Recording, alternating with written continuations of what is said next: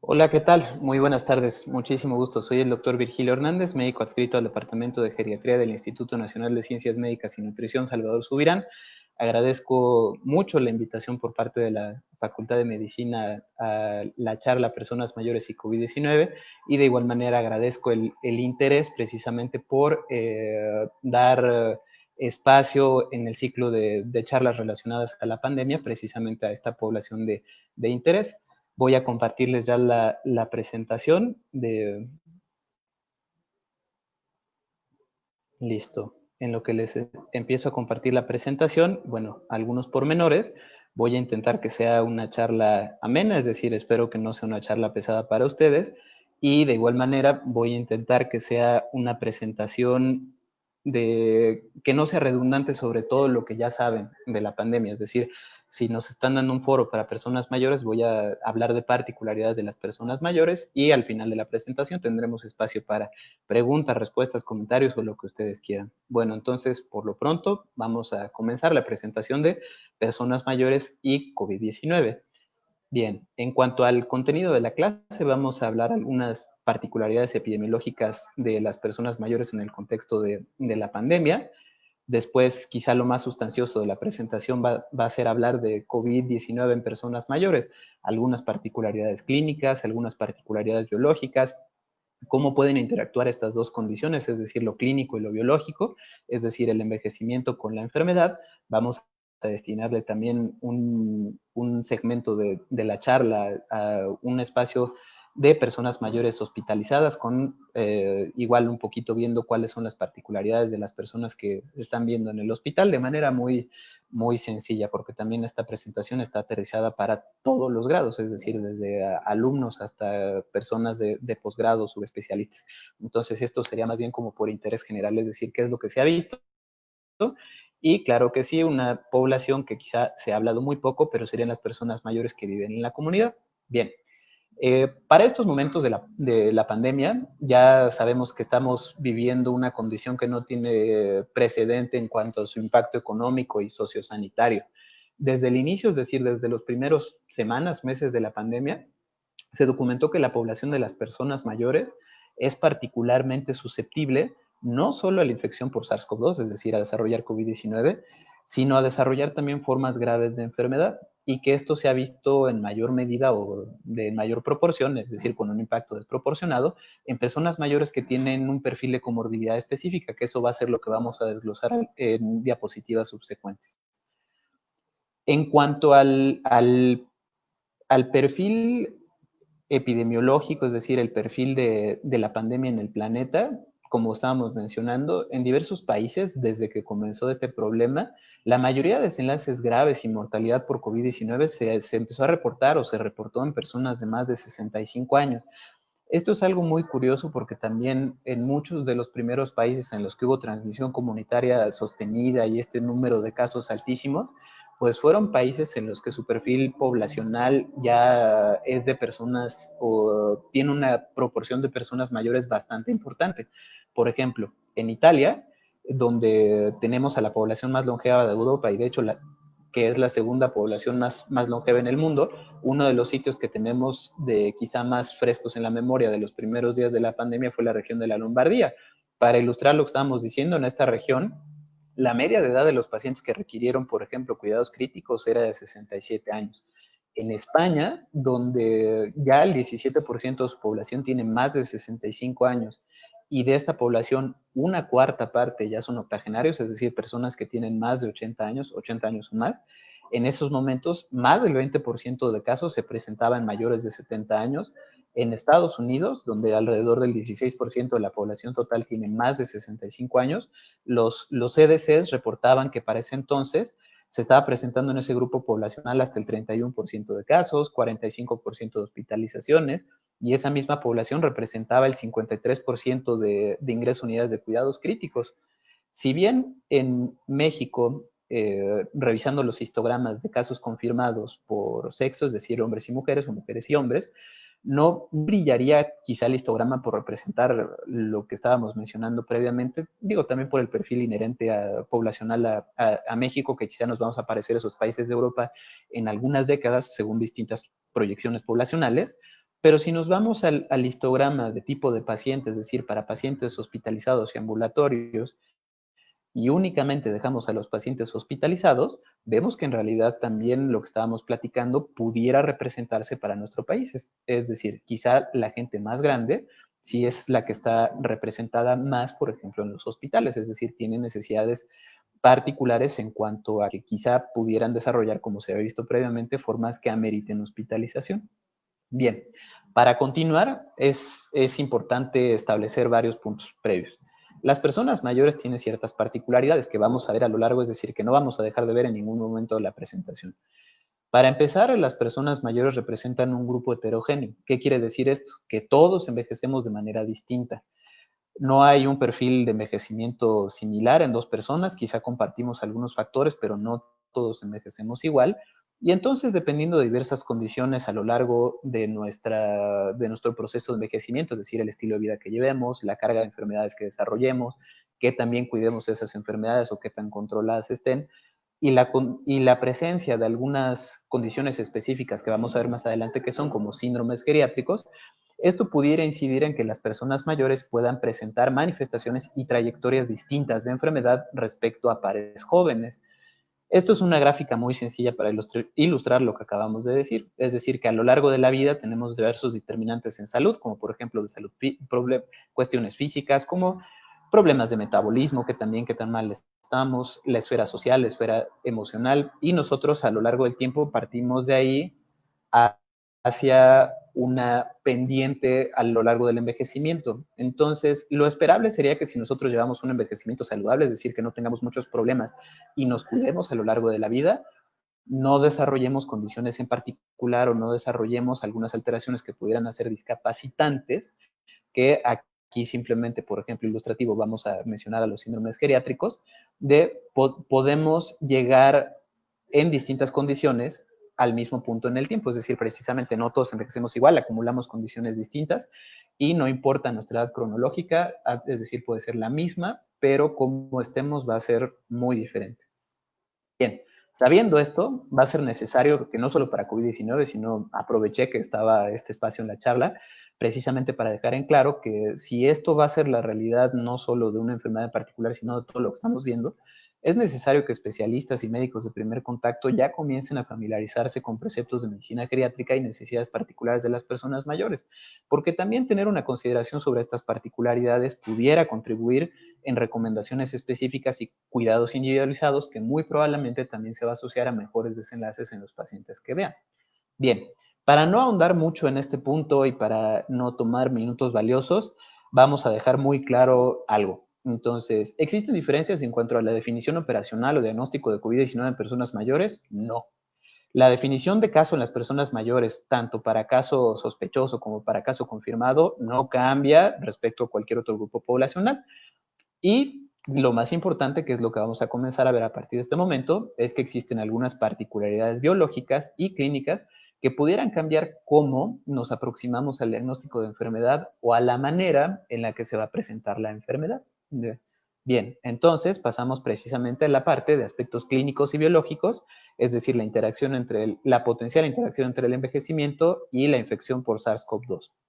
Bien, antes de pasar a las particulares clínicas y biológicas específicas de COVID-19 y personas mayores, vamos a hacer un par de aclaraciones.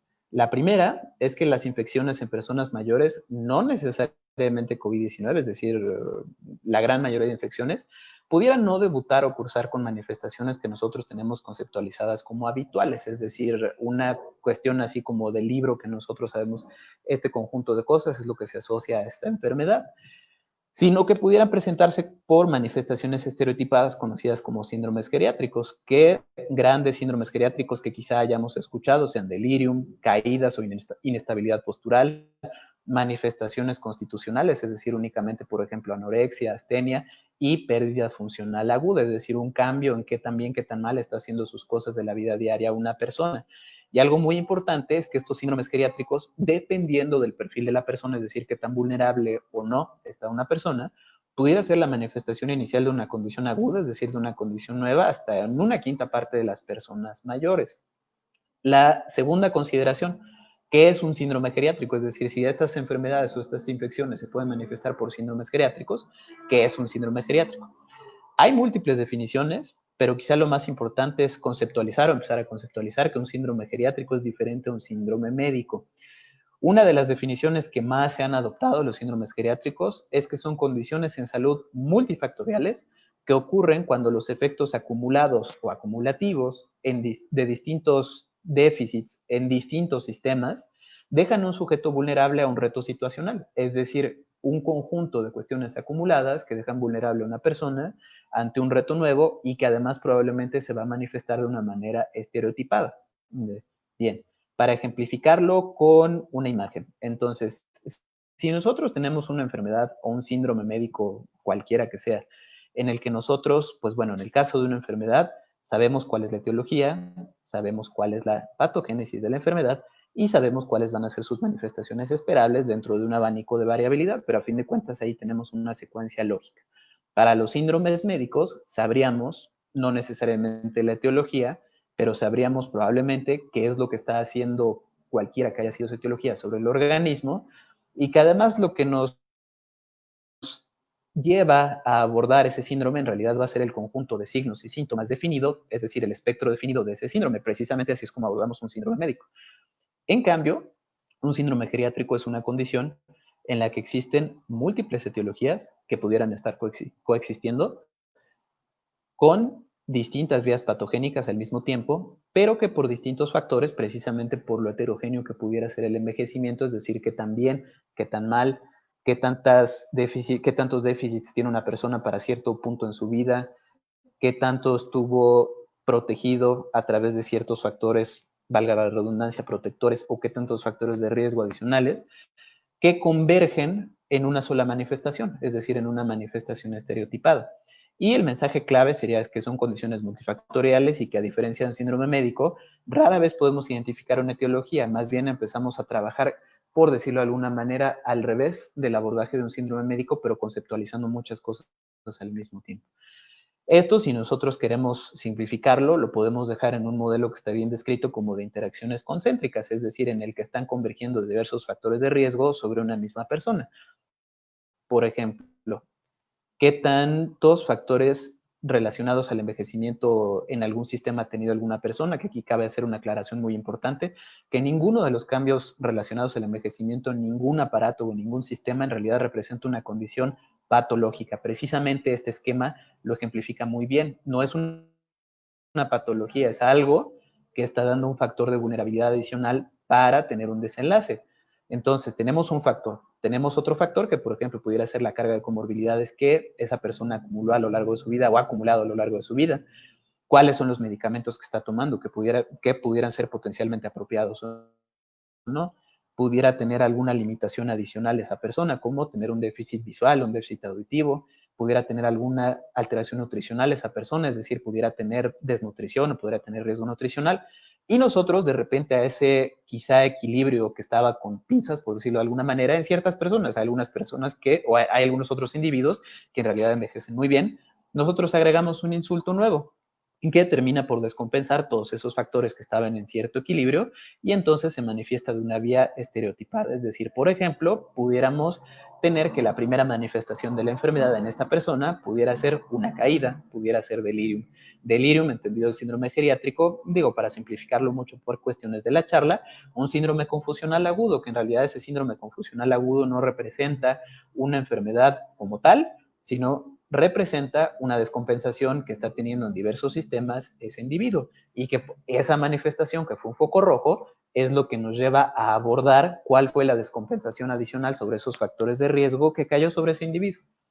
Bien, y ahora sí, regresando al tema y habiendo hecho ese paréntesis de consideraciones, para estos momentos las manifestaciones clínicas de COVID-19 pudiéramos decir que ya son bien conocidas, pese a los reportes constantes de nuevas manifestaciones. Es decir, ya sabemos que para las definiciones operacionales y para la clínica tenemos manifestaciones como cardinales o manifestaciones importantes como tos, fiebre, disnea, y además las manifestaciones adicionales, ¿no? Es decir, que van desde cefalea, mialgia, artralgia, faringodinia, odinofagia, dolor torácico y ya muchas otras que se han descrito como alteraciones específicas como vasculitis en el sistema nervioso central, pancreatitis, es decir, pero poco a poco conocemos bien ese tipo de manifestaciones que pudiéramos decir patología o enfermedad específico.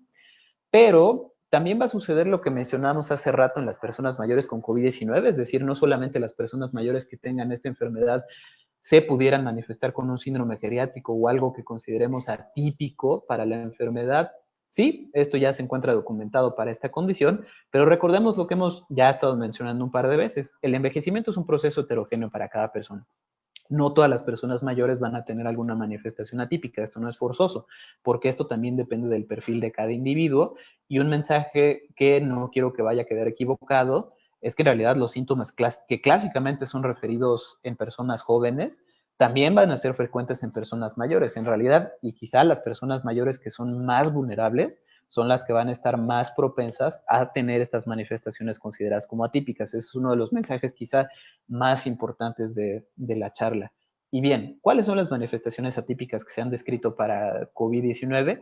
En realidad son las mismas manifestaciones atípicas que se han descrito para cualquier otra infección aguda o para cualquier otra cuestión que descompense en agudo una persona mayor. Delirium, caídas, inestabilidad postural, manifestaciones constitucionales, desaturaciones. Así es quizá COVID específica. En algunos lugares se ha visto que las personas pudieran estar desaturadas sin algún otro síntoma y ausencia de fiebre.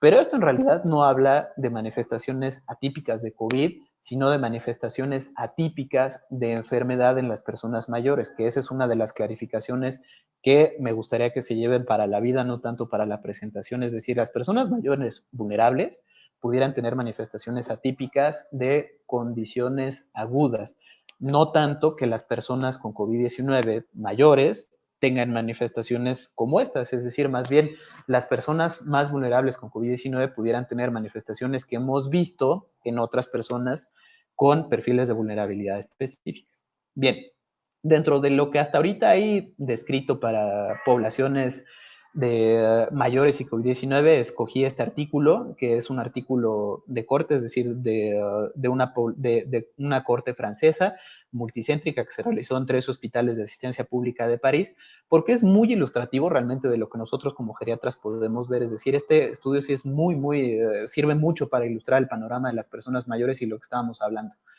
En este estudio lo que hicieron fue reclutar consecutivamente a personas mayores de 70 años que estuvieran ingresándose a pabellones de urgencias de personas mayores, que eso es una salvedad bien importante, es decir, que ahí en Francia hay servicios o departamentos de urgencias que se dedican a atender a personas mayores, que son atendidos por un equipo multidisciplinario de geriatras, médicos de urgencias y especialistas en medicina crítica.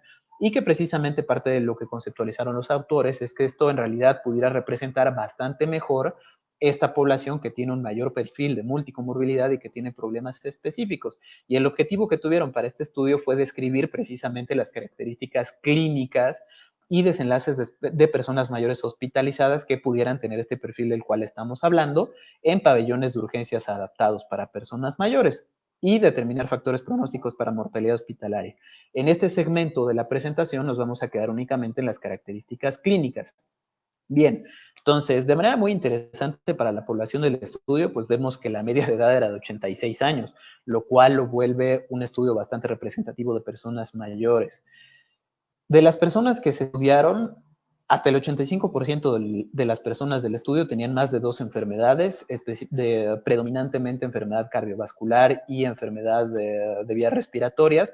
No lo estoy poniendo en la presentación, pero de manera muy interesante, la mitad de la población estudiada en este estudio tenía demencia, lo cual también habla que precisamente este estudio, pues sí nos habla de una población vulnerable, nos habla de una población que tiene problemas ya bastante distintos a los que tenemos conceptualizados quizá de las otras charlas que tuvimos o que se han tenido por parte de la facultad en cuanto a COVID-19.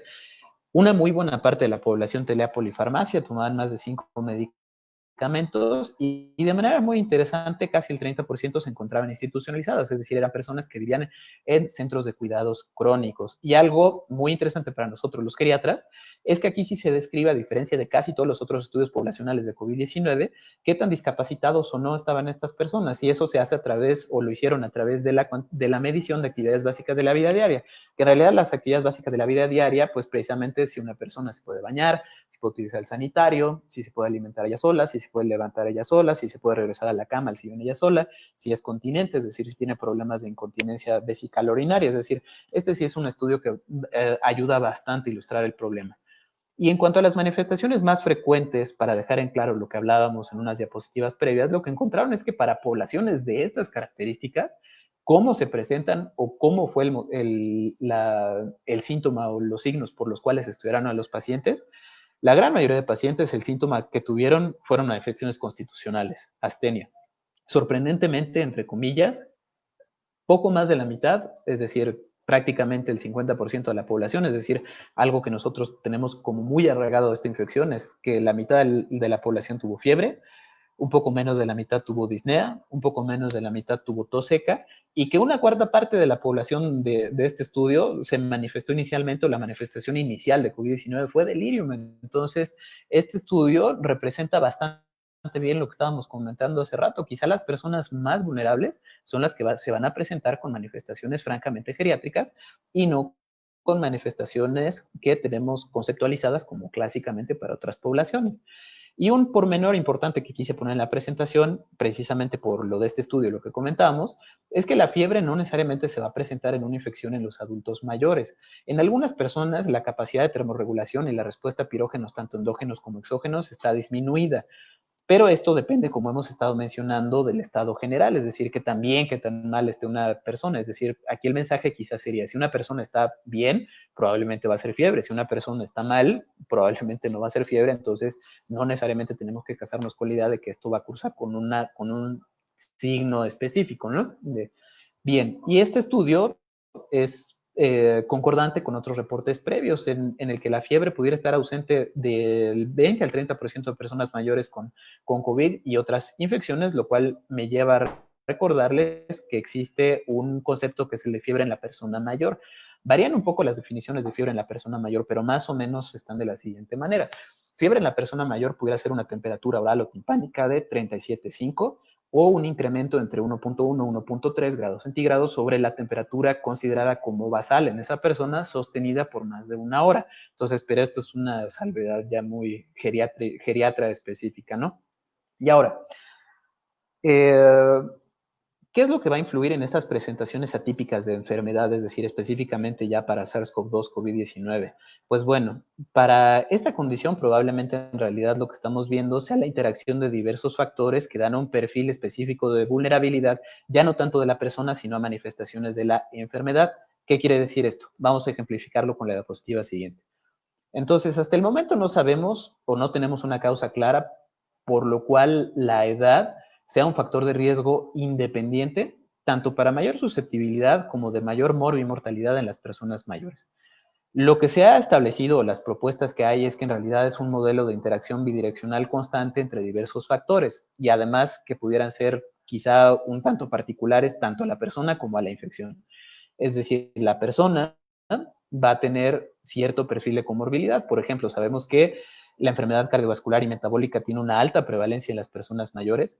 Hay algunos factores virales específicos que en las diapositivas siguientes voy a intentar ejemplificar dos vías distintas, es decir, cómo el envejecimiento en particular de algunos aparatos y sistemas pudiera favorecer a la presentación quizá a que nos infectemos de manera más fácil y a desarrollar infecciones más graves en las personas mayores y algunos factores virales específicos que pudieran interacción con algunos de estos cambios relacionados al envejecimiento. Entonces, bueno, hablamos de que hay cierto perfil de comorbilidad específica, hay algunos factores virales específicos, va a haber algunos cambios relacionados al envejecimiento de diversos sistemas, específicamente cambios en el sistema inmunológico, en el sistema cardiopulmonar, y además, algo que no está presente en ninguna otra población, es que en estas personas pudiera haber condiciones geriátricas específicas que dan mayor vulnerabilidad, como platicábamos, que pudiera ser fragilidad, que es otro gran síndrome geriátrico, discapacidad o alteraciones en el estado funcional y alteraciones en el estado nutricional, y que en realidad Esto es lo que está interactuando constantemente para dar ciertas manifestaciones de la enfermedad en las personas mayores. Bien, haciendo un paréntesis antes de pasar a estas particularidades o a estas interacciones tanto clínicas como biológicas y COVID, el hecho de que puedan existir otras manifestaciones a las que habitualmente tenemos en mente pudiera participar en el retraso diagnóstico. Entonces, sin embargo, es decir, independientemente de que esto lleve un retraso diagnóstico, cualquier alteración grave ya descrita para cualquier otra población de COVID-19 va a requerir un manejo hospitalario. Y un mensaje muy importante que ya también se está estudiando, es que todas estas variables geriátricas de las que estamos hablando, es decir, fragilidad, multicomorbilidad, discapacidad, no solo van a tener una influencia sobre cómo se presenta la enfermedad, sino cómo va a ser la trayectoria de la enfermedad o hacia qué desenlaces hacia dónde se va a dirigir en esa persona la enfermedad. Entonces, aquí nada más al final de la presentación, si quieren retomamos esto, les dejo, este es un ejemplo de una iniciativa de colaboración entre el Departamento de Urgencias y Geriatría de aquí del Instituto, en el que precisamente se propone evaluar a las personas no solamente con criterios estandarizados, clínicos, biológicos, que digo, si hablan mucho, si son excelentes predictores, pero si no incluir algunas variables geriátricas como fragilidad, discapacidad, funcionalidad previa, para poder tomar decisiones sobre estratificación de recursos de estas personas que se presentan en urgencias. Bien, entonces pasemos a las particulares biológicas, tanto del envejecimiento por aparatos y sistemas que pudiera favorecer a la infección por SARS-CoV-2, como factores virales específicos que pudieran tener interacciones con estos cambios. Lo primero es que a lo largo, específicamente, vamos a hablar de un sistema, que es el sistema inmunológico, que conforme y vamos envejeciendo, distintos factores, tanto intrínsecos como extrínsecos, es decir, que dependen de nuestra persona, y factores que no dependen de nuestra persona, como nuestra genética, las enfermedades que tengamos, alteraciones específicas en nuestros sistemas que interactúan con el sistema de defensas, la alimentación que llevemos, cambios en otras barreras de protección, actividad física, que también que tan mal tengamos controladas enfermedades, y también muy importante, condiciones en salud mental, tienen alguna repercusión sobre el sistema inmunológico. Estos cambios en el sistema inmunológico dependientes del envejecimiento y que tienen múltiples vías de interacción con él es lo que conocemos como inmunosenescencia o envejecimiento del sistema inmunológico. La inmunosenescencia o el envejecimiento del sistema inmunológico tiene muchas de repercusiones potenciales en cuanto a nivel y clínico. Por finalidades de la presentación y para dejarla muy amigable no vamos a ahondar en ellas, pero cosas muy puntuales es que este perfil puede asociarse a una inflamación crónica de bajo grado. Tenemos cambios en las poblaciones específicas de células de defensa, que se acumulan unas células en particular que se llaman células senescentes, que las células senescentes son células que ya no se están dividiendo, pero no solo eso, son células que ya no se dividen, pero tampoco se fagocitan o no se destruyen. Y estas células secretan algunos marcadores que pudieran tener interacción con otras células y también promover este estado inflamatorio crónico de bajo grado y algunos cambios muy específicos. Y entonces las consecuencias potenciales de este envejecimiento del sistema inmunológico pudieran ser alteraciones o cambios tanto en el reconocimiento, señalización y aclaramiento de ciertos patógenos y una inflamación crónica de bajo grado que se llama inflammaging, que ahorita vamos a ver en muy breves palabras más o menos de qué va esto. Y algo muy importante para la charla es que estos cambios pudieran tener interacciones con COVID-19. En el caso particular de inflammaging, o cuando estamos hablando de inflammaging, nos vemos una inflamación crónica de bajo grado presente en las personas mayores que no está asociada a patógenos y que está caracterizada por cierta firma inflamatoria. Y que esto, quizá la repercusión más importante, es que tiene una potencial asociación con diversos desenlaces negativos si comparamos a personas de las mismas características o más jóvenes que no tienen esa firma inflamatoria. Bien, y ahora, ¿cómo pudiera estar interactuando este cambio en un sistema específicamente relacionado al envejecimiento con COVID-19, con SARS-CoV-2? Entonces, tenemos una persona que está envejeciendo, tenemos una persona que tiene un cambio en el sistema inmunológico, tenemos una persona que pudiera tener cierta acumulación con este perfil de células senescentes, ¿no? Es decir, que esto no solo se da en el tejido inmune, se da en cualquier tejido. Tenemos un sistema inmunológico que pudiera reaccionar de manera distinta por muchos cambios. Cambios en las poblaciones de linfocitos B, linfocitos T, las células T de memoria, cambio cómo se comunica la inmunidad innata adaptativa, y que además, y esto muy importante, ese individuo tiene una trayectoria de envejecimiento particular, es decir, ha envejecido de cierta manera y tiene un perfil de comorbilidades específicas. Si nosotros, dependiendo de esto, agregamos un insulto o un agresor nuevo que tiene una relación bidireccional con estos factores, pues en realidad la respuesta que va a tener a esta enfermedad pues es completamente variable dependiendo de cómo esté el escenario de este sujeto. Tenemos personas que montan una respuesta inmunológica pues completamente adecuada y tenemos personas que precisamente por su perfil de vulnerabilidad pudieran notar una respuesta inmunológica no adecuada o que de hecho pudiera favorecer a tener peores desenlaces. Y esto se ejemplifica simplemente en esta imagen, ¿no? Es decir, tenemos como comparativamente un sistema de específicamente las vías respiratorias en una persona joven y en una persona mayor con un perfil de vulnerabilidad más importante, se puede, es decir, puede tener una infección más fácil, acumular mayor carga de patógenos y que además la respuesta precisamente mediada por todas estas vías puede asociarse a peores desenlaces precisamente por daño acumulativo o acumulación de factores de riesgo. Eso fue como un cambio en particular asociado al envejecimiento pudiera favorecer, simplemente por ejemplificar, la infección por SARS-CoV-2.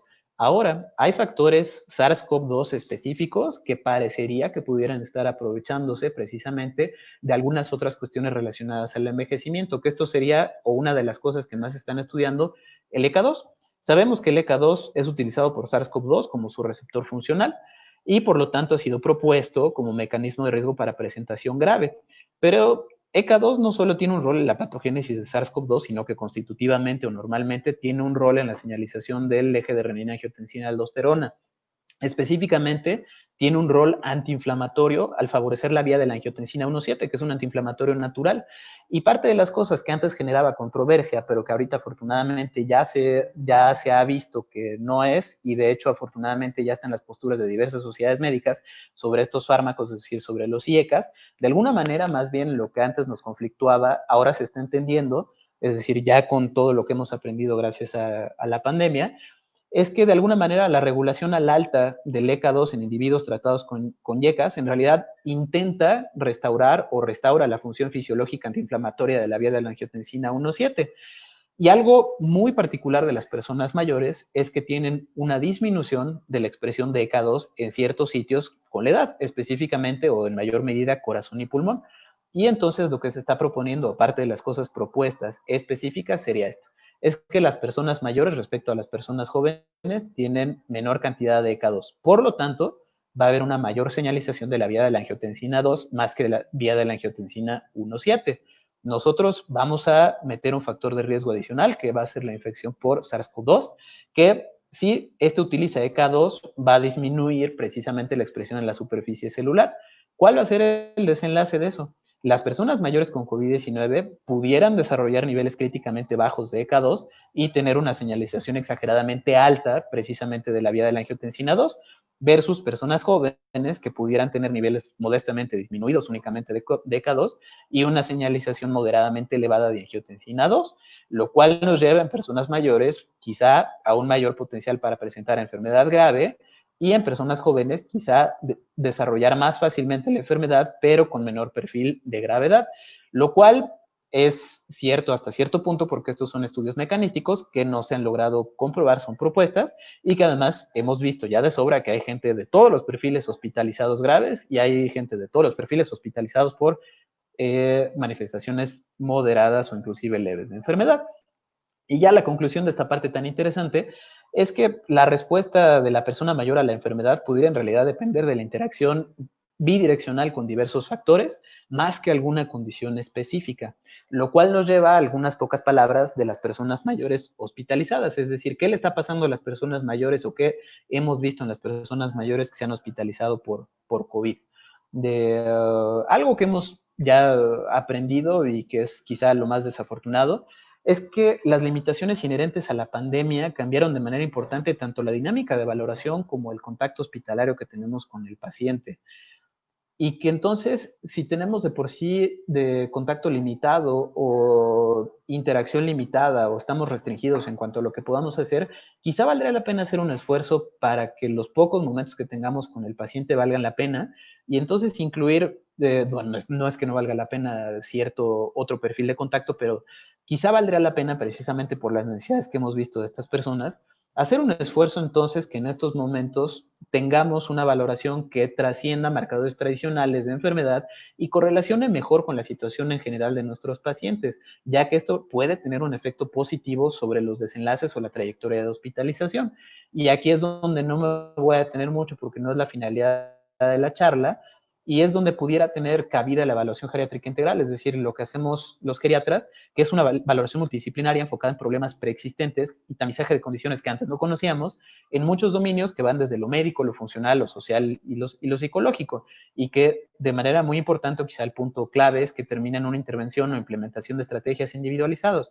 En el contexto de la pandemia, lo ideal sería que quizá nosotros vayamos familiarizándonos con dominios de la evaluación geriátrica, entonces hacer una evaluación tradicional e incorporarle dominios de la evaluación geriátrica que pudieran ser útiles para nuestro paciente. ¿Por qué aplicar dominios de la valoración geriátrica entonces en estas personas hospitalizadas?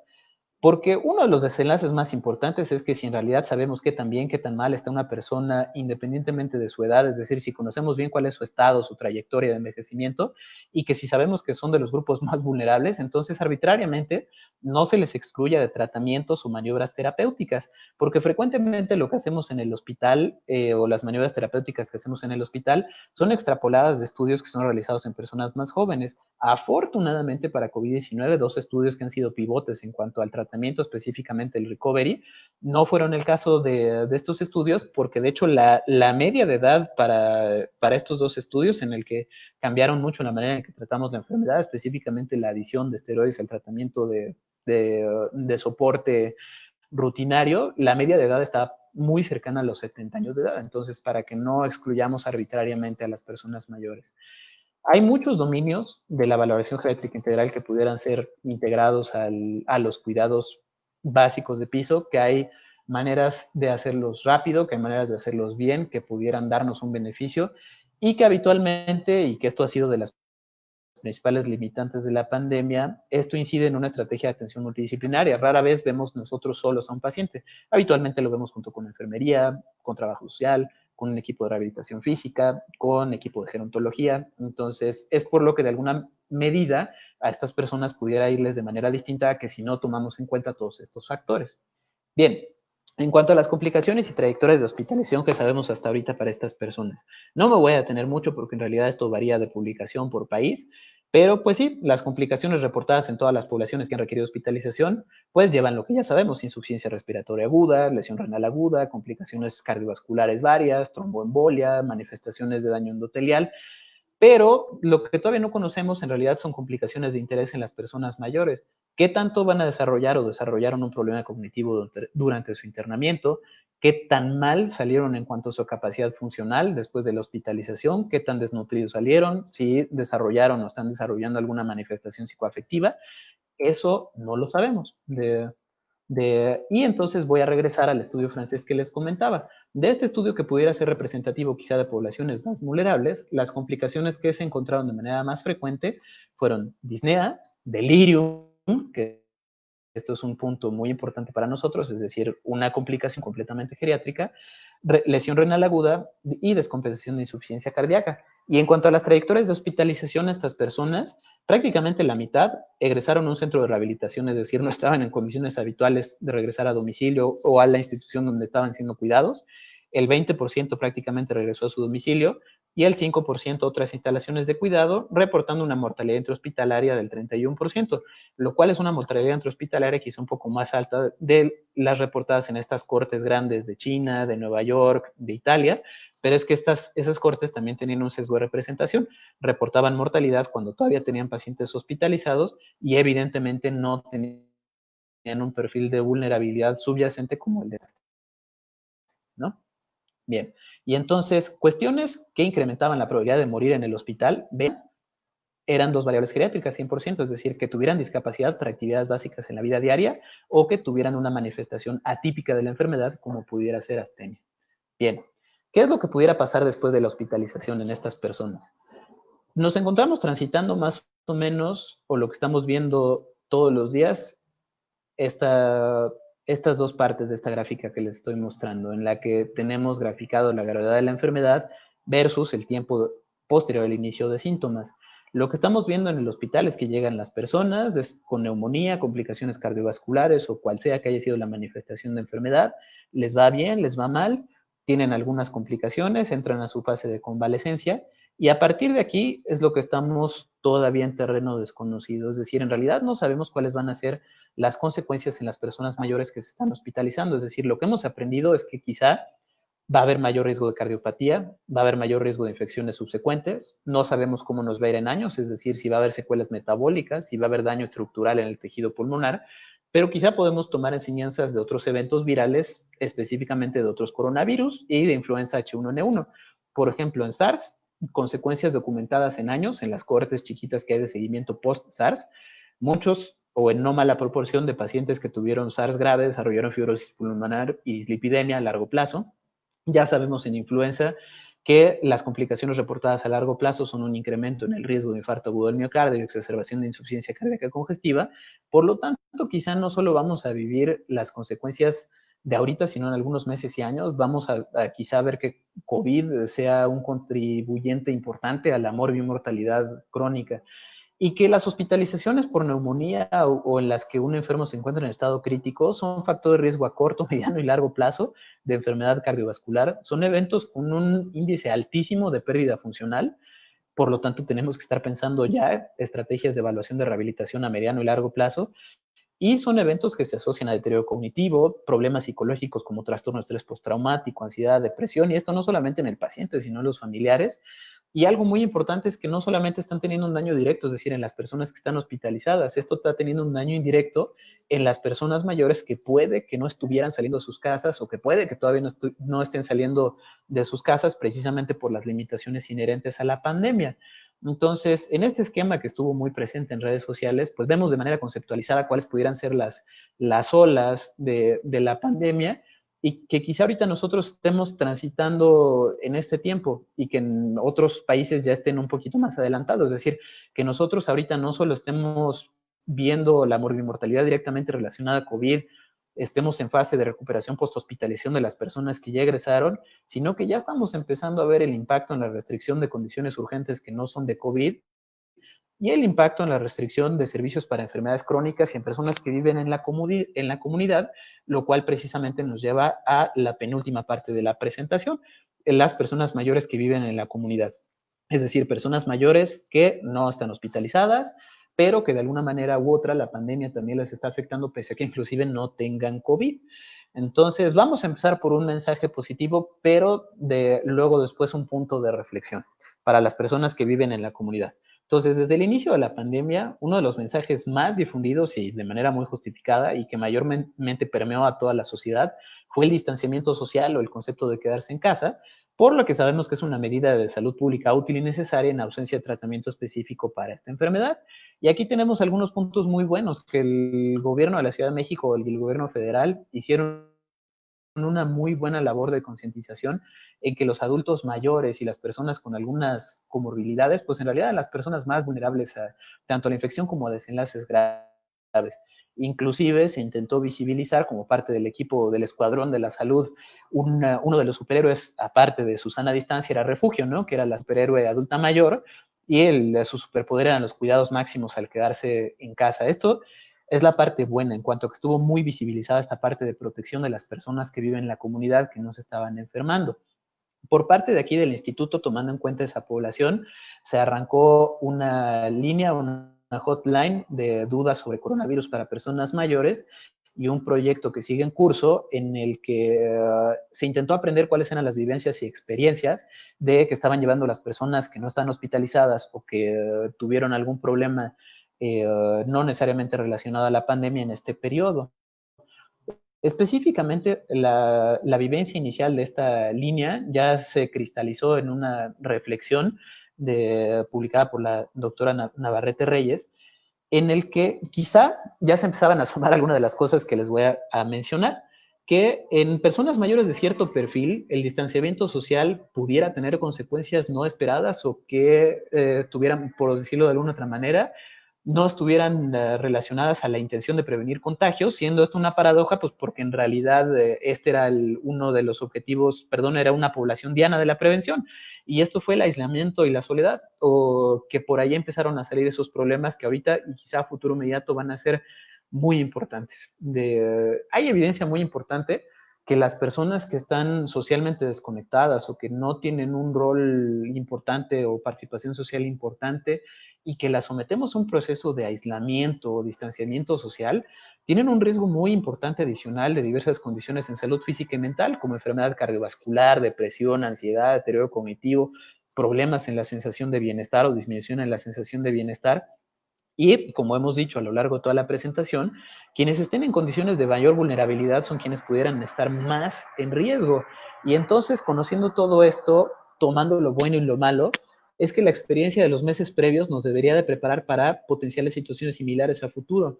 Y que, por ejemplo, la Sociedad Americana del Envejecimiento está intentando que hagamos la transición de que en realidad el distanciamiento físico, perdón, en que en realidad hablemos de distanciamiento físico y no de distanciamiento social, es decir, porque distanciarnos socialmente sí tiene implicaciones importantes, sobre todo en estas personas, es decir, mejor distanciamiento físico que distanciamiento social.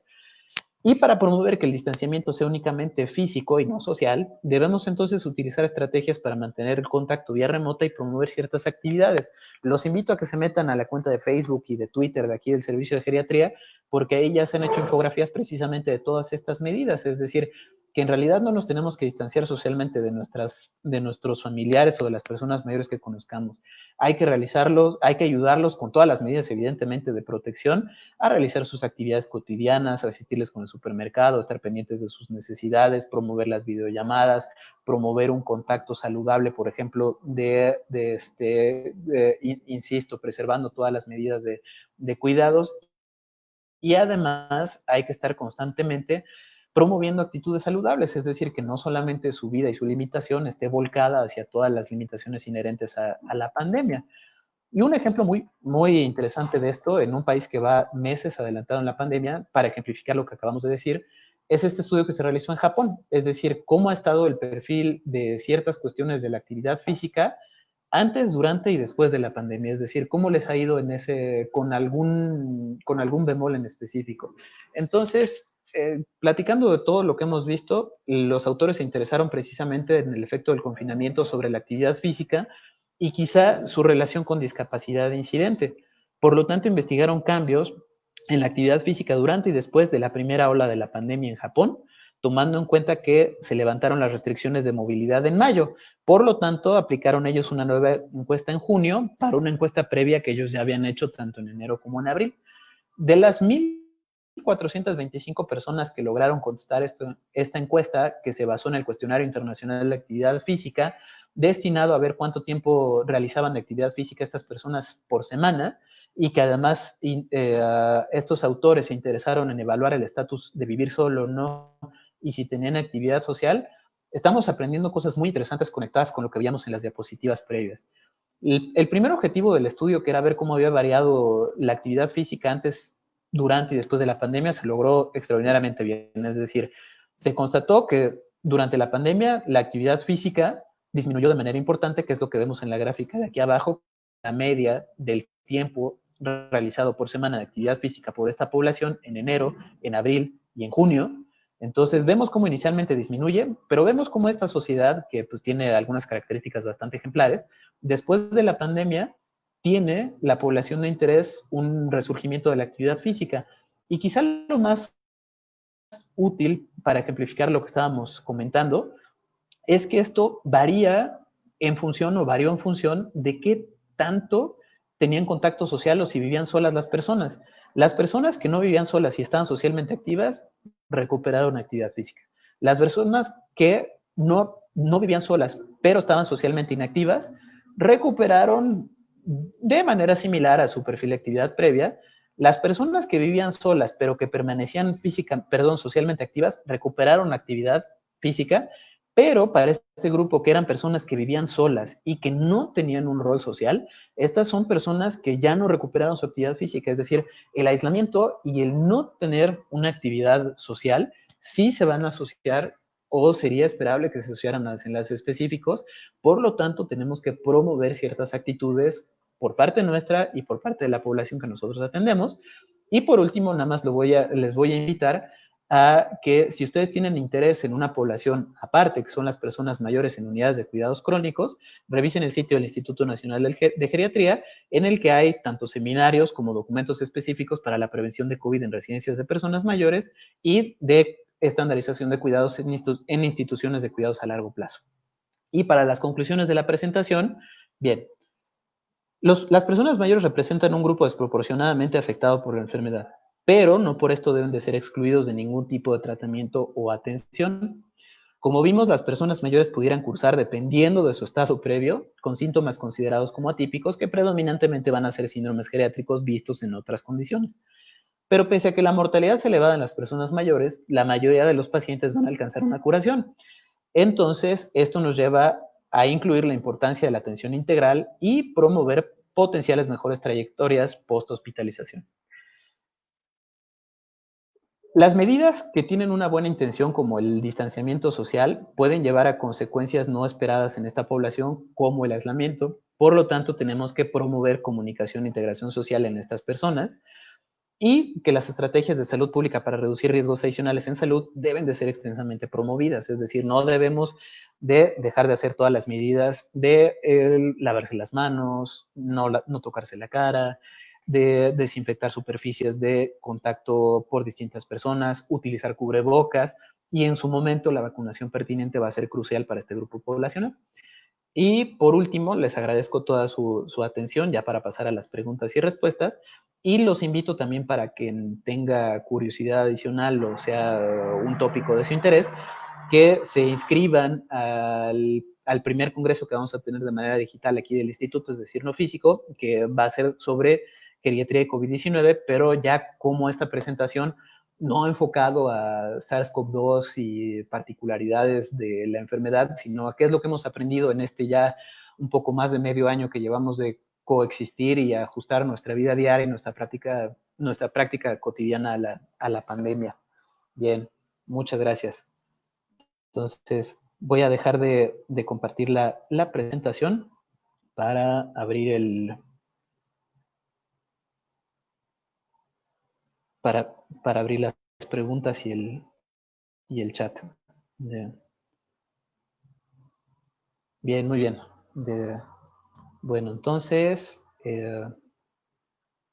a ver, aquí tenemos, ya abrí el chat, ya estoy de vuelta, es decir, ya puedo ver mi pantalla.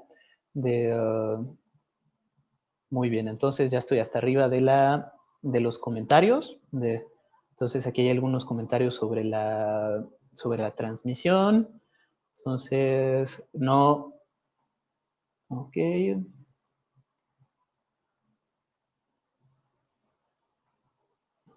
Muy bien. Entonces,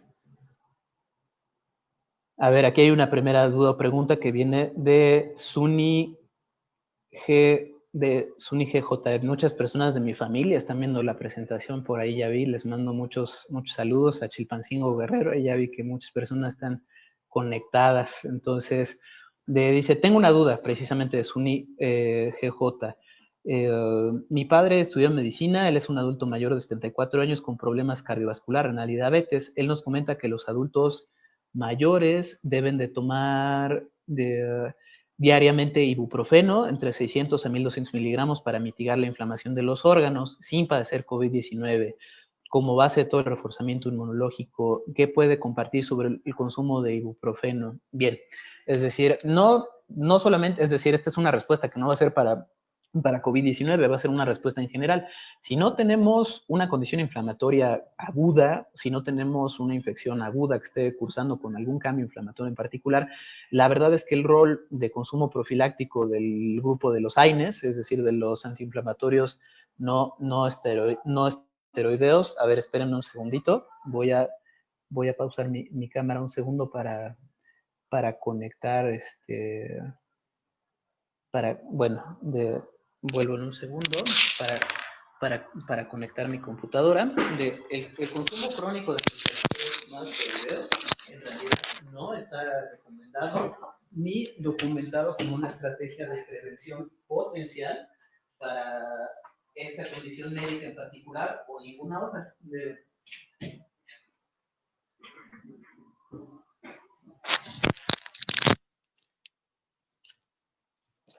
Bien. Ya discúlpenme por ese pequeño accidente. Entonces, como estaba comentando, en realidad el consumo de los antiinflamatorios no esteroideos no está recomendado de manera profiláctica o preventiva, no solamente no está recomendado para SARS-CoV-2 o COVID-19, sino para ninguna otra condición inflamatoria aguda. En realidad el consumo crónico de AINES, sin una razón en particular, sí se pudiera asociar a desenlaces adversos, específicamente en las personas mayores, se asocia a disminución de la densidad mineral ósea, alteraciones en la mucosa gástrica, incremento de riesgo de úlceras, daño renal crónico y también bueno, básicamente serían quizá, y dependiendo del perfil del antiinflamatorio no esteroideo, incremento en el riesgo cardiovascular, ¿no? Pero sí es muy importante que si no hay una condición específica no se consuman ese grupo de medicamentos. Pero, y muchas gracias, Uni, espero que eso haya respondido a la pregunta. Bien, entonces, muchos saludos nuevamente a todas las personas que están enviando sus saludos a la presentación. Vamos a encontrar alguna otra pregunta, o no sé si Samantha haya encontrado alguna otra, alguna otra cuestión que quiera comentarnos. Muy bien, aquí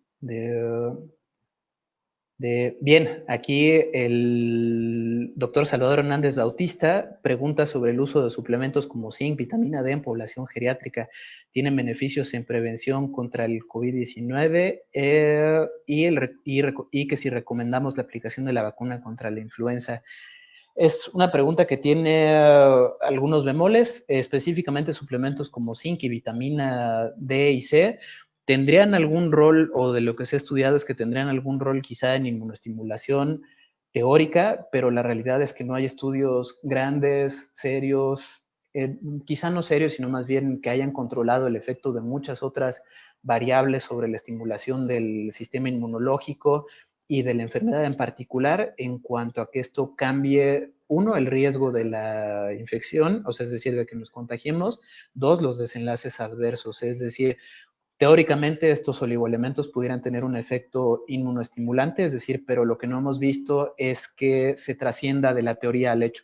Y la segunda recomienda la aplicación de la vacuna contra la influenza. Sí, definitivamente la vacuna de la influenza, recomendación universal, más para los siguientes meses, es decir, en cuanto las campañas de vacunación contra influenza comiencen, les diría que por favor, si no tienen una contraindicación específica, es decir, que haber tenido una reacción adversa grave a la vacuna, en realidad todo el mundo pudiera vacunarse, más aún las personas de las que estuvimos hablando en esta presentación.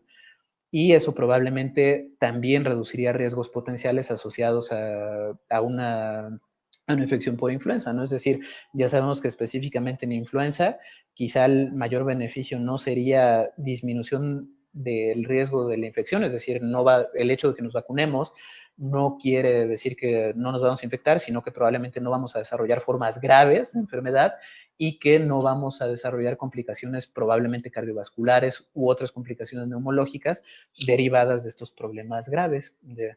Bien, muchas gracias por esa pregunta. Pregunta después Cruz Alejo Guadalupe, ¿cómo podemos aumentar nuestro sistema inmunológico? En realidad las estrategias que quizá no serían puntuales, sino más bien serían longitudinales, sería mantener una actividad física constante, una buena alimentación, promover factores, es decir, promover la eliminación de factores como el estrés crónico, promover la eliminación de factores como problemas del sueño, es decir, tener una buena higiene de sueño, tener una buena higiene de alimentación, tener una buena higiene en actividad física, son de los factores que quizá les damos muy poco peso, pero pudieran ser los factores que más importancia pudieran tener en una correcta en mantener un correcto estado del sistema inmunológico, y evidentemente si tenemos alguna enfermedad crónica, tenerla bien controlada, porque también algunas condiciones crónicas o algunas enfermedades crónicas en específico pudieran asociarse también a problemas en el sistema inmunológico. Entonces parecen intervenciones sencillas, que no lo son, porque son intervenciones estructuradas, pero son las que quizá tengan mayor evidencia real en el mantenimiento del sistema inmunológico. De, de, Después tenemos a Anabelí Robles Luna, que pregunta: observo en mis familiares que ahora, después de esos meses del contagio, hay mucho sueño. ¿Se sabe de algo? Ahí no sé si específicamente Anabelí se esté refiriendo a que sus familiares ya se infectaron o ya tuvieron infección y que después esté notando mucho sueño. Entonces, ¿se sabe de algo? Sí, pero restringido. No sé si estoy asumiendo qué es lo que está preguntando. Yo más bien le voy a decir cómo entendí la pregunta. Es decir, que ya tuvieron infección y que están teniendo síntomas todavía después de algún tiempo después de la infección. En algunas personas se están reportando un cuadro que se llama de sintomatología prolongada después de COVID o COVID prolongado, en el que las manifestaciones constitucionales pudieran formar parte de ese cuadro, pero ahí muy bien no sé si es lo que yo quise entender de la pregunta, pero apenas está saliendo esa información, es decir, complicaciones o sintomatología prolongada posterior a la infección de,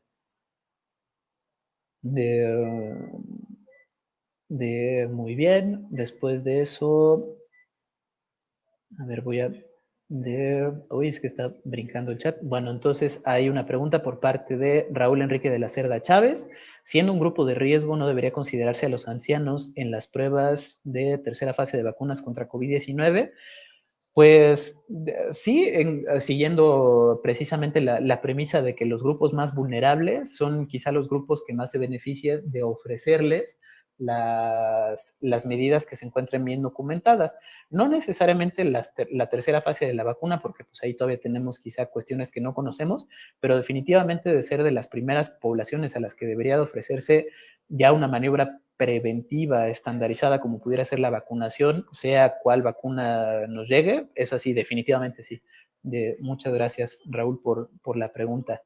De la siguiente pregunta, Verónica Marván: ¿hay alguna complicación en el sistema nervioso central? Sí, muchas. Entonces, fue de las que más o menos en alguna diapositiva evoqué sobre de las complicaciones o, perdón, presentaciones o manifestaciones nuevas de enfermedad. En muchos casos se está viendo que lo que nosotros, voy a hacer dos apartados para esa respuesta.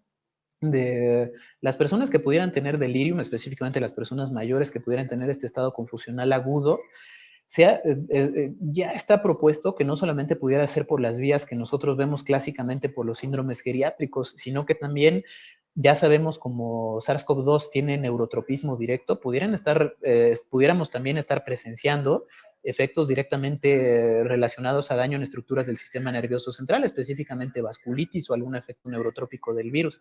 Manifestaciones del sistema nervioso central, pues estrictamente puede ser la anosmia, pueden ser alteraciones como incremento en el riesgo de evento vascular cerebral mediado por vasculitis y delirium, pero sí, cada vez hay más manifestaciones del sistema nervioso central reportadas por COVID-19.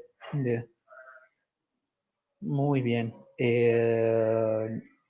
Luego pregunta Brando Favela: en la consulta de primer nivel frente a un delirium de primera vez, ¿debemos de hacer prueba de PCR?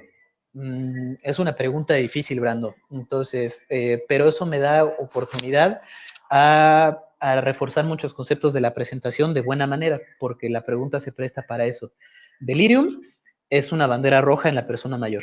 Entonces, si tenemos una persona mayor con delirium, lo que en realidad tenemos que hacer no es tratar el delirium, es decir, no tratamos esa manifestación estereotipada, no le damos un medicamento para quitar el delirium, sino lo que abordamos es qué fue lo que precipitó delirium.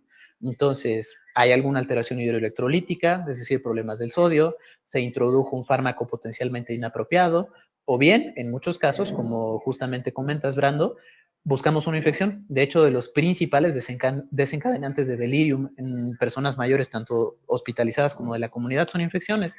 En el contexto de la pandemia y habiendo un factor de riesgo, ahí ya para contestar específicamente, en el contexto de la pandemia y habiendo un factor de riesgo, pues yo creo que valdría la pena es decir, no desestimar COVID, porque de hecho, como vimos en algunos de los estudios, pudiera ser la manifestación inicial de la enfermedad. De hecho, muchas personas o una muy buena proporción de personas mayores vulnerables pudieran debutar con delirium. Entonces, si tienes un contexto clínico que te permita establecer, aunque sea alguna sospecha de COVID, no está de más y de hecho estaría bien que veas que una de las causas, juiciosamente también en lo que tú valores clínicamente, sea coronavirus, ¿no? Pero sí es una extraordinaria consideración, Brando. Yeah. Muy bien. De Mauricio Lupercio Morales. Mauricio Lupercio es fisioterapeuta dedicado a pacientes mayores. Entonces, bueno, esto ya es algo más en particular. Esta no era una pregunta. Entonces, muy bien. Lourdes Martínez pregunta, si el cuadro puede ser atípico, entonces ¿cómo hago el diagnóstico de caso sospechoso de COVID? Precisamente puede ser como lo que acabamos de contestarle a Brando, es decir, dependiendo del contexto clínico y si nosotros tenemos la sospecha, esa manifestación atípica en realidad, si el paciente tiene el contexto adecuado, pues pudiera ser COVID. Justamente va en la misma línea de respuesta que para Brando. Muy bien. Eduardo González pregunta que si se debe checar frecuentemente la oximetría. Sí, si una persona está infectada, precisamente parte de las recomendaciones estandarizadas es que si hay manifestaciones de vía respiratoria superior, inferior, y ya hicimos el diagnóstico de COVID-19, frecuentemente estemos monitorizando en casa la pulsioximetría, porque precisamente la desaturación y posteriormente la hipoxemia, pues precisamente son los marcadores de gravedad y lo que tal vez a veces nos obliga a descartar neumonía y a evaluar criterio de internamiento para estas personas. Bien. Luego, la siguiente pregunta, Cristina Alcalá pregunta, ¿se considera o no un grupo poblacional a las personas mayores para la aplicación de la vacuna de influenza? Sí, es decir, es un grupo de los que universalmente está estandarizado aplicarles la vacuna de la influenza. Se recomienda a las personas mayores con alguna cardiopatía más, es decir, más aún se recomiendan a estas personas porque de hecho es en estas personas que tienen cardiopatía subyacente en las que si les da influenza y les da un cuadro grave, pudieran tener mayor riesgo de tener una complicación cardiovascular nueva. Y sí hay estudios bastante interesantes que se ha visto que en personas con cardiopatías que vacunamos contra influenza versus personas con cardiopatía que no vacunamos contra influenza, les va peor a las personas que no se vacunan. Entonces, pues en realidad sí vacúnenlas, ¿no? Y se recomienda la aplicación de la próxima vacuna de COVID, sí. Si es una medida preventiva que vamos a tener disponible, sí, definitivamente sí. Muy bien.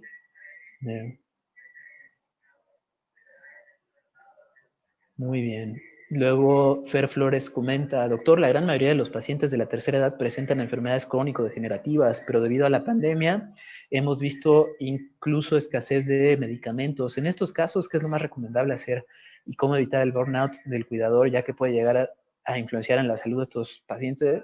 Es una excelente observación, Fer. Le, no sé bueno, una de las diapositivas precisamente de la presentación era como esta representación esquemática de las distintas olitas de la pandemia y precisamente como esta representación esquemática de las distintas olitas de la pandemia incluía la escasez o la limitación de recursos para condiciones no urgentes y urgentes que no son COVID. Esto no es un problema que estamos viendo en México, estamos viendo en muchos países, bueno, sí estamos viendo en México, pero no solo lo estamos viendo en México, lo estamos viendo en muchos países con economías emergentes o en países pobres. Los recursos se han limitado muchísimo por la pandemia, entonces lo esperable es que tengamos mayor tasa de complicaciones por algunas enfermedades crónico-degenerativas que se han dejado de atender. La segunda parte de tu observación, que sería lo del burnout del cuidador, es parte precisamente del paquete de complicaciones sociales que estamos esperando porque están derivadas de justamente toda esta complicación por la pandemia. En Latinoamérica tenemos perfiles de familia muy particulares, es decir, no tenemos los mismos perfiles de familia que, por ejemplo, están descritos en Norteamérica o en Europa, es decir, que hasta muy buena parte de nuestra vida seguimos viviendo juntos, hasta una parte de nuestra vida en realidad no dependemos de cuidadores remunerados para atender a nuestros familiares, sino de que en muy buena medida y desafortunadamente como por concepto social, las mujeres hijas terminan siendo quienes cuiden a sus papás y en estas personas es en quienes tenemos más sobrecarga del cuidador y potencial de fatiga del cuidador. Entonces, estrategias potenciales ahí más bien tienen que ser individualizadas, el perfil de cada familia, qué recursos hay disponibles para distribuir ese cuidado y establecer precisamente ayudas para nosotros mismos para que no solamente quede en una sola persona, es decir, ver quién más puede colaborar, ver cómo se puede distribuir ese cuidado, que quede de la manera más equitativa. Entonces, quizá lo de los insumos no lo vamos a poder suplir, pero quizá de repartirse más equitativa el cuidado. Si hay la capacidad de que alguien nos asista en el cuidado de nuestra familia sin que eso sea muy disruptivo con nuestra dinámica, se podría explorar. Pero eso sí, es una de las observaciones sociológicas más interesantes de la pandemia, esta que hace, en cuanto a las personas mayores, esta que hace Fer Flores. Bien. Bien, luego Karen Rocío pregunta, ¿una persona mayor incrementaría respuesta del sistema inmunológico con inmunomoduladores, ácido ascórbico o vitamina D? No de manera demostrada. Es decir, no tendría una herramienta yo para decirte sí o no. Quizá la respuesta más objetiva que pudiera ofrecer, no de manera corroborable o no de manera demostrada. Bien, luego pregunta Alejandro Rojas, Gasga, ¿cuál es el rango normal que debe de tener de oxígeno en nuestro cuerpo? Ya que he escuchado que son los primeros factores donde se manifiesta dicha enfermedad y cuándo hay que preocuparnos. Te voy a ofrecer una respuesta adecuada a la Ciudad de México, que por la altura de la Ciudad de México y los diferentes factores que alguien pudiera tener, se pudiera considerar una oxigenación normal a la altura de la Ciudad de México, lo que esté arriba de 88-92%, es decir, más todo lo que esté arriba de eso pudiera ser considerado hasta cierto punto, también dependiendo del perfil de comorbilidades y del estado general de cada paciente normal, pero un dato de alarma, es decir, que si no conocemos una persona que tiene un problema neumológico, es decir, una enfermedad de los pulmones, no tiene algún factor de riesgo adicional, tiene manifestaciones de vía respiratoria y tiene una saturación de oxígeno de menos de 92, inclusive lo recomendable sería, uno, buscar atención médica, de dos, intentar ver que eso no esté asociado más bien a neumonía por COVID. Bien. De, muy bien. Becky Flowers pregunta que cuáles son los niveles de oxigenación para un paciente con COVID. Eso depende mucho del contexto. Idealmente, pues en realidad más bien no hay que dejar que estén hipoxémicos. Eso se ajusta en el hospital. Entonces no hay una respuesta adecuada para eso, es decir, ese sí es más bien paciente y su condición clínica realmente, y si hay alguna relación que se tenga para afectar a pacientes con algún problema mental. Pregunto que he escuchado que COVID puede llegar a dañar zonas del cerebro, veremos, es decir, sí, el virus es neurotrópico, pero eso entra en la bolsa de complicaciones a largo plazo, es decir, no puedo descartar esta segunda parte de tu pregunta, es decir, o no podría descartar esta segunda parte de la pregunta, porque va a ser más bien de que lo que veremos, es decir, es algo que todavía, o por lo menos no de manera contundente, tiene una respuesta. El virus sí parece que, es decir, bueno, no parece, es neurotrópico, pero veremos complicaciones a largo plazo de este neurotropismo. De, de,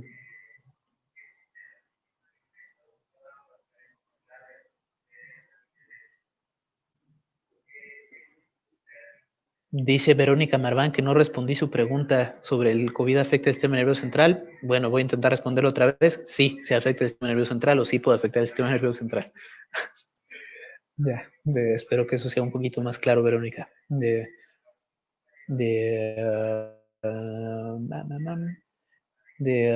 Cristina la pregunta que sí puedo compartir fuentes en relación con la angiotensina y la ECA. Sí, entonces me parece que va a tener difusión en cuanto a la Gaceta de la UNAM, la charla, entonces definitivamente puedo procurar que cuando se retome la presentación para la Gaceta de la UNAM, incluir ahí bibliografía para consultar específicamente estas cuestiones del ECA. Sí, sí, sí se puede, Cristina. Eh, entonces, Karina HO pregunta, ¿se sabe qué tan frecuentes son los cuadros leves de COVID-19 en población adulta mayor? Con exactitud, no, porque de hecho, pues a nivel mundial hay un subdiagnóstico, más bien un subreporte de casos leves, porque habitualmente esos son los casos, o son los casos que más fácilmente pudiéramos no documentar, pero la teoría diría que son la mayoría. Es decir, si hablamos de frecuencias, deberíamos de asumir que de hecho los cuadros leves van a ser la mayoría de cuadros, incluidos también en las personas mayores. De,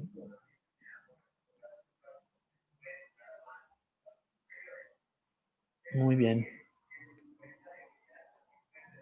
De Daniela San Juanpa pregunta que si la saturación de oxígeno en personas mayores se disminuye de manera normal o por el envejecimiento, no. Es decir, los cambios relacionados con el envejecimiento en el sistema pulmonar no deberían de disminuir la saturación de oxígeno o la oxigenación, digo, a más que cuestiones mínimas. Es decir, pero que nosotros utilicemos el famoso dicho de estar desaturado por lo mismo, es decir, es por la edad, no.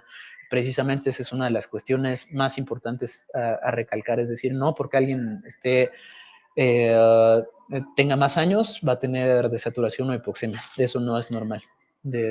Espero que eso ayudara a Daniela. De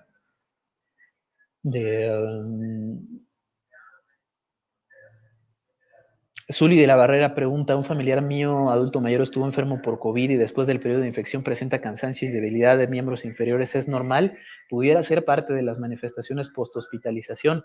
Ya ni siquiera hablando de, voy a retomar justamente por esta pregunta una de las partes más interesantes para mí de la presentación, es decir, no sé si su familiar Zuli estuvo hospitalizado o no, pero por ejemplo, en las personas que están hospitalizadas, en las personas que están hospitalizadas, parte de las complicaciones más frecuentes es el desacondicionamiento o la pérdida funcional.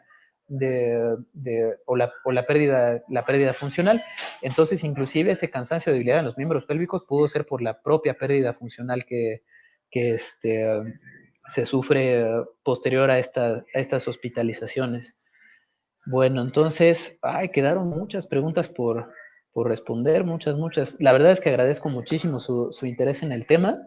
De veras, se puede retomar digo, por disposición, es decir, disponibilidad, se pudiera retomar en cualquier otra ocasión mientras sea permisible. Entonces, por lo pronto, voy a tener que ya retirarme de la presentación por motivos de aquí del hospital, pero agradezco muchísimo su interés y si es posible por parte de la Facultad de Medicina que se me hagan llegar las preguntas y las pueda responder, se las pregunto, es decir, únicamente lo que les pediría es que fuera con un medio de contacto y con muchísimo gusto. Nada más aquí la última que estoy viendo, Patricia Amelia pregunta si se recomienda cubreboca, careta o ambas, cubrebocas universal, careta pues dependiendo de la situación, ¿no? Entonces, bien, bueno, muchísimas gracias a todos y espero que haya sido útil para ustedes. Tengan muy buenas tardes. Hasta luego.